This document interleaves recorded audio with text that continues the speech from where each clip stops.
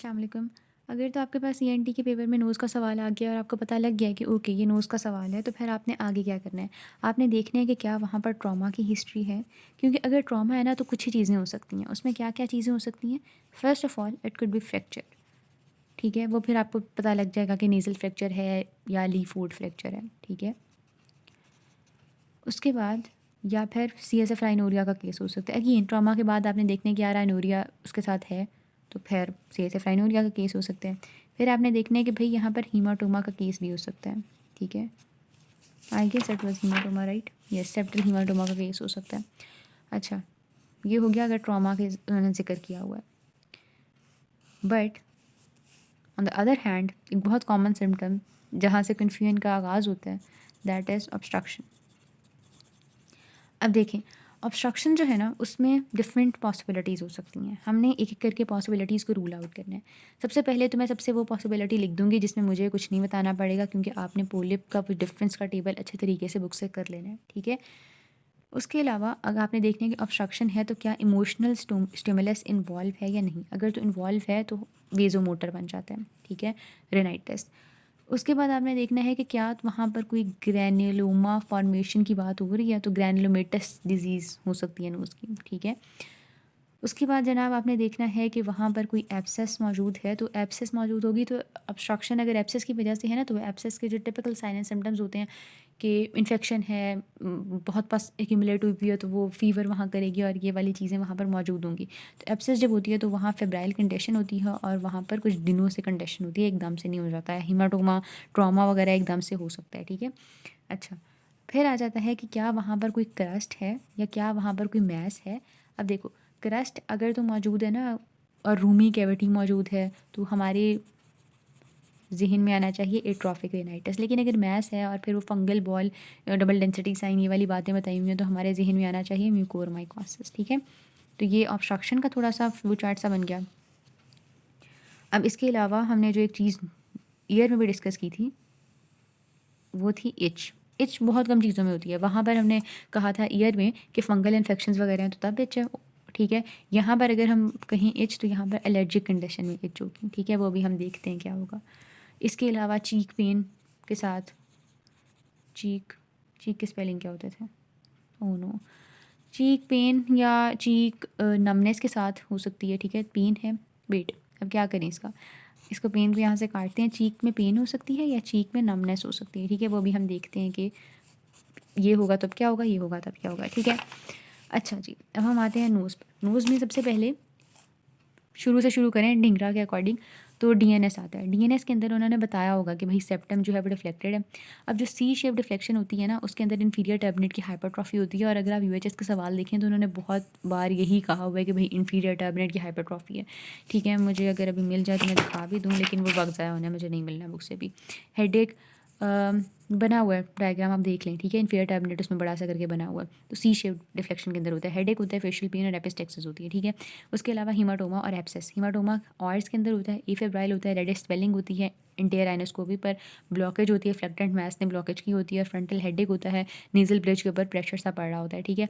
अब septal abscess को देखें तो उसमें कुछ दिनों की हिस्ट्री होती है, फ्रंटल हेडेक की हिस्ट्री इसमें भी हो सकती है, लेकिन ये फेब्राइल कंडीशन होती है, ठीक है? आपने ये देखा hours and days, febrile a febrile, ठीक है? ये डिफरेंस आ गया। नेजल ऑब्स्ट्रक्शन और टेंडरनेस इसमें मौजूद होती है, जो कि कुछ सिनेरियोज में मेंशन की हुई है यूएचएस ने।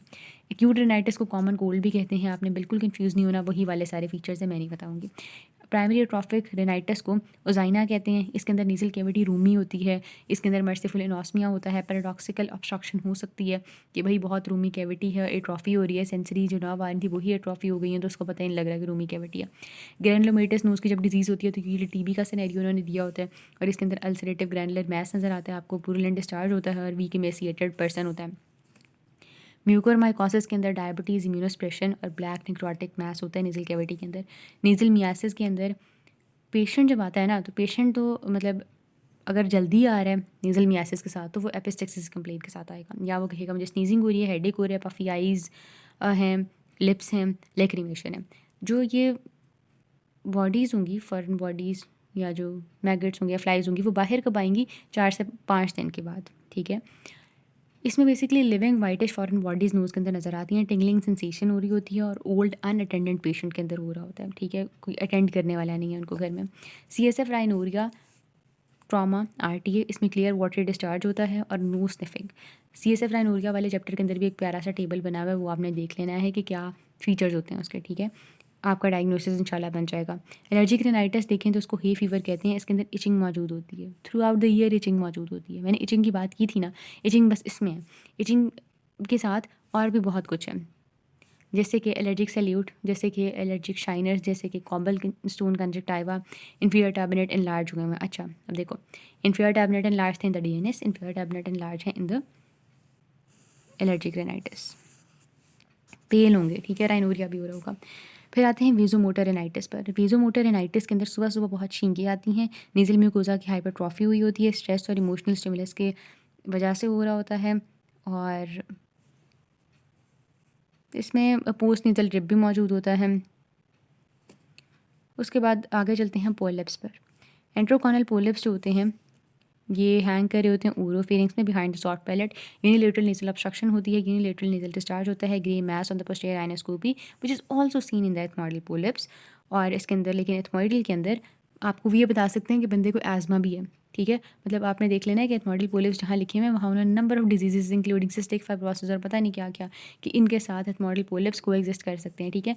तो sign and symptoms of allergic rhinitis होती हैं, ऑब्स्ट्रक्शन परसिस्टेंट होती है, म्यूकोपुरुलेंट नेजल डिस्चार्ज मौजूद होता है।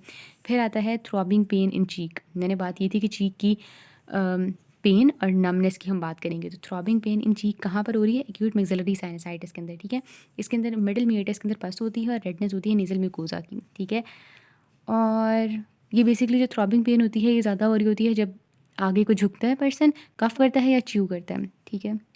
Anterior wall of the antrum tender होती है, रेफर हो रही होती है pain to the ipsilateral supra orbital region. Frontal headache होता है और लेड एंड चीक का एडीमा मौजूद हो सकता है, पेन अपर जॉ के अंदर भी जारी हो सकती है। क्रॉनिक राइनोसाइनसाइटिस अगर देखें तो double density sign, basically fungal वाले के अंदर डबल डेंसिटी साइन होता है, बायलेटरल पोलिपाई और टॉसिस होते हैं, ठीक है। म्यूकोसील अगर देखें जो कि फ्रंटल साइनस की म्यूकोसील है तो इसके अंदर साइज़ उसका ग्रेजुअली इंक्रीज़ करता है, चीक पर स्वेलिंग होती है और पेनलेस होती है, ठीक है। सिस्टिक स्वेलिंग होती है, फेब्राइल कंडक्शन होती है और एग क्रैकलिंग साउंड उसमें से आ रही होती है। न्यूप्लाज्मा PNS अगर देखें तो उसके अंदर ब्लडी नेज़ल डिस्चार्ज होता है, foul smelling bloody nasal discharge और नम्बनेस होती है, चीक की प्रोप्टोसिस होता है, mass in the nasal cavity and loosening of the teeth and stiffness मौजूद होती है, और सॉरी स्टफीनेस मौजूद होती है। मैं बहुत नींद में हूँ। इन्वर्टेड पेपिलोमा अगर देखें तो इसमें इन्वर्टेड पैटर्न ऑफ एपिथेलियम होता है, फिंगर लाइक प्रोजेक्शन वहाँ पर होती है और ये इसके बहुत सारे नाम हैं, ठीक है। थोड़ा सा बस और है ये एक, अच्छा आपको ना अगर आए कि विसल अगर एक पर्सन प्रोड्यूस कर रहा है जब वो इंस्पायर और एक्सपायर कर रहा है तो वो सेप्टल परफेशन है। एक और चीज़ थी जब विसल प्रोड्यूस नहीं होती, 1 मिनट में वो निकाल लूँ। ये वाली मैं बात कर रही थी कि देखिए कंपेंसेटरी इन्फीरियर टैबनेट की हाइपरट्रॉफी होती है सी शेप डिफ्लेक्शन के अंदर, ठीक है। वाकई में भी हो रही होगी, बस मुझे इस डायग्राम में अच्छी नज़र आ रही थी, I was talking about it. अच्छा जी, तो दिस इज़ बेसिकली ओरो एंट्रल फिस्टुला जिसके अंदर इनएबिलिटी टू विसल होती है, फूड रिगर्जिटेट कर रहा होता है वाया नोज और हिस्ट्री ऑफ टूथ एक्सट्रैक्शन होती है, डेंटल एक्सट्रैक्शन, ठीक है। Roots of second pre molar and upper molars ये आ जाता है। इसके अलावा भी कुछ थोड़ी बहुत चीज़ें हैं जो कि उस तरह से यूकेज़ में नहीं आई हैं, लेकिन उनको डायग्नोस्टिक पॉइंट्स देखे जा सकते हैं, वो आपके MCQs वगैरह कवर कर देंगी। उनमें से कुछ चीज़ें मैंने यहाँ पर लिखी हुई हैं, वो हम देख लेते हैं, ठीक है। इसमें से आता है राइनोस्क्लेरोमा जिसके अंदर एट्रोफिक ग्रैनुलेशन मौजूद होती हैं। इसमें further upper lip woody appearance दे रहा होता है, मेकुलिक सेल्स और रसल बॉडीज़ मौजूद होती हैं, क्लिप्सिया की वजह से होता है। वेगनर ग्रैनुलोमाटोसिस के अंदर पुरुलेंट नेजल डिस्चार्ज होता है, एक्सरे पर कैविटेटेड लेजन्स होते हैं और यूरिन एग्जामिनेशन पर रेड सेल्स कास्ट और एल्ब्यूमिन नज़र आता है। Foreign body nose unilateral foul smelling discharge और रेडियो पेक नज़र आ रही होती है। राइनोलेथ के अंदर भी यूनिलेटरल फाउल स्मेलिंग डिस्चार्ज होता है, लेकिन ऑफन ब्लड स्टेन्ड होता है और इसकी एग्जामिनेशन पर आपको ग्रे ब्लैक मैस नज़र आता है, ग्रे ब्लैक मैस नज़र आता है जिसकी इरेगुलर सरफेस होती है, ब्रिटल होता है और स्टोनी फील होती है। एक्यूट फ्रंटल साइनसाइटिस के अंदर office headache, bleeding polyp form होता है, haemangioma of the nasal septum. इसके अलावा पॉइंट्स पफी जो ट्यूमर होता है नोज़ का वो फ्रंटल साइनस की इन्फेक्शन होती है, और जो पोटैटो ट्यूमर होता है वो राइनोफाइमा को कहते हैं। इसके अलावा राइनोस्पोरिडियोसिस की हमने बात नहीं की। ये बेसिकली ब्लीड टू टच होता है, पिंक पोलिपाइड मैस होता है प्रोट्रूडिंग फ्रॉम द नोज़, और पोलिप ब्लीड नहीं करते, ये ब्लीड कर रहा होता है, ठीक है। तो ये भी आ सकता है, ये पैरासिटिक इन्फेस्टेशन की वजह से होता है, राइनोस्पोरिडम सेबरी की वजह से। उसके बाद वेगनर ग्रैनुलोमेटोसिस आ जाता है, उसका हमने जिक्र कर लिया है। राइनोलेथ का भी हमने जिक्र कर लिया है। नेज़ल मियासिस हो गई है। कोएनल एट्रीजिया के अंदर स्लीप, बच्चा जब सो रहा होता है तो उसका माउथ ओपन होता है, म्यूकॉइड नेज़ल डिस्चार्ज होता है, ब्लू साइनोटिक स्पेल्स हो सकते हैं फीडिंग के वक्त, और बाकी इतने ज़्यादा सिम्टम्स लिखे, मतलब वो लिखे हुए डायग्नोसिस किस बेस पर किया जा सकता है। इसके अंदर ड्रॉप ऑफ डाई जब आप डालते हैं तो नोज़ के अंदर, तो आप उसका पैसेज पर देख रहे होते हैं फेरिंग्स से, ठीक है। नेज़ल साइन की बूस्ट ऑफ बन रहे होते हैं, बेसिकली नेज़ल सेप्टम और टर्बिनेट जो होते हैं उनके दरमियान स्कार टिश्यू बन जाता है, ठीक है। ये इस टेबल की मैं बात करी थी कि इस टेबल को अच्छे से आपने कर लेना है। उसके बाद ये चीज़ें डिस्कस हो गई थी। वेट अ मिनट, मैं ढूंढ के फिर। अच्छा, इसका एमसीक्यू इस तरह से आ जाता होता है, एक्यूट एथमॉइड साइनसाइटिस का कि pain between eyes plus visual disturbances हैं और पस है मिडल मीडियस में। दैट्स इट, मेजॉरिटी चीज़ें हमने डिस्कस कर ली हैं। इसके बाद हम पास्ट पेपर्स में देखते हैं कि यूएचएस में क्या क्या सिनेरियोज आए हुए हैं, उनको किस तरह से डायग्नोस करना है।